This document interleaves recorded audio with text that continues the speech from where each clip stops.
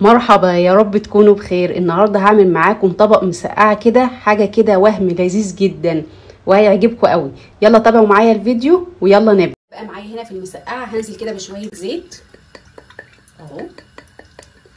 بصله بقى متقطعه كده شرايح صغيره مفرومه كده اهو، ننزل بيها.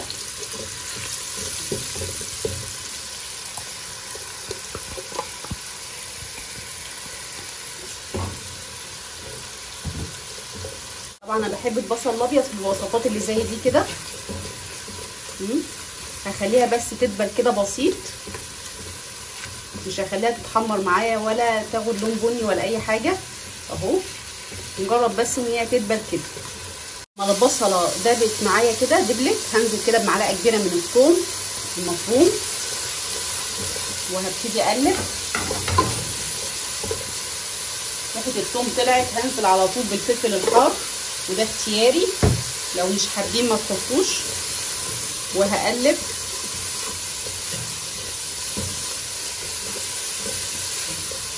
كبيره من الصلصه الحمراء بتاعتي اهو، هننزل بيها على الخليط ده كده. الخليط بتاعنا كده حلو اهو زي ما انتم شايفين كده. الريحه بقى رهيبه ما اقولكوش يعني. بصوا حاجه كده جميله جدا.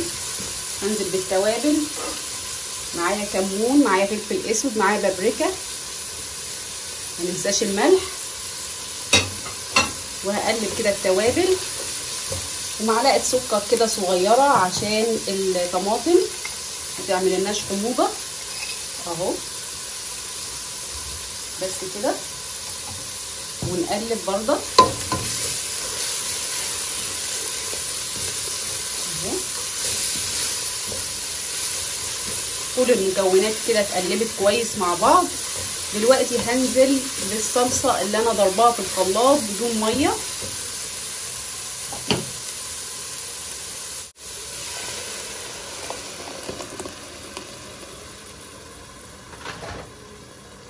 هديها تقليبه عشان اطلع المكونات كده من تحت لفوق. هسيبها على النار لحد ما تتسبك ونشوف هنعمل ايه بعد كده. التقليعه بتاعتنا تتسبك. دلوقتي هنزل بالبتنجان اللي انا مقطعاه كده ونقعته في ميه وملح وسبته كده لحد نص ساعه لغايه اما اخلص كل الحاجه اللي انا هعملها. وبعدين هنزل بقى بيه في الزيت كده في نفس الزيت اللي انا حمرت فيه البتنجان. هنزل كده معايا هنا فلفل كده متقطع، فلفل اخضر، كان عندي فلفلايه حمراء قطعتها معاها بردك، هو مش شرط يعني. هنزل بيهم بردك في نفس الزيت بالراحه كده.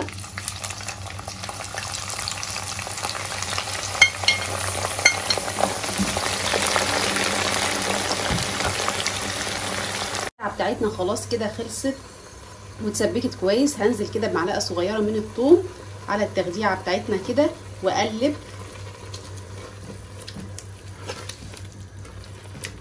وحمرنا البتنجان وحمرنا الفلفل خلاص.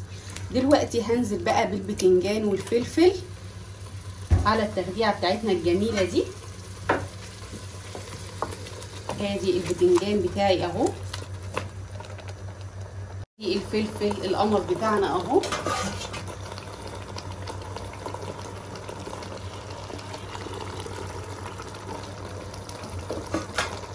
هنقلب كل الجمال ده بقى كده مع بعضه اهو. نقلبه كده بالراحه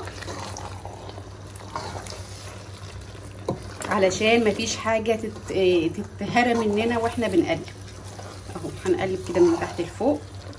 المسقعه الجميله بتاعتنا دي تاخد كده غلوتين على النار وبعدين اطفي عليها على طول النار ونقدمها وبألف هنا. وده بقى بعد ما خلصنا كده الطبق بتاعنا اللذيذ ده، رغيف بلدي بقى وناكل حاجه كده لذيذه من الاخر. طبعا بقى لو عجبتكم الوصفه اكتبوا لي تحت في الكومنتات، ولو عايزين اي وصفه جديده اكتبوا لي في الكومنتات. وما تنسونيش من الشير واللايك والسبسكرايب، واشوفكم على الف خير. مع السلامه.